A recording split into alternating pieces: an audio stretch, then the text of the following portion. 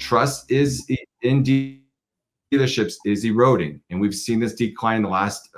We've seen this decline now 8%, and I think it's more likely. I think it's where we miss the bar with our consumers, right? I think it's where are we doing things right?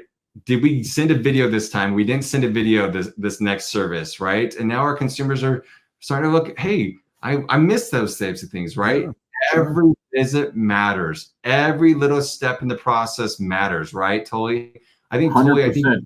the process is that if we don't have a process in place and we don't look at the data to make sure that those processes are being followed, our consumers' trust in our dealership experience will continue to erode. So this is a huge factor. I think this is one of the biggest highlights and the biggest worries for me. And here at Cox Automotive, we look at the consumer experience. How do we continue to build trust with our customers, making every experience matter? Doesn't matter if they're coming in for just a rotate and oil change. It matters, right? And I think that's so important to know about our processes in place. What we have, are we doing the right things?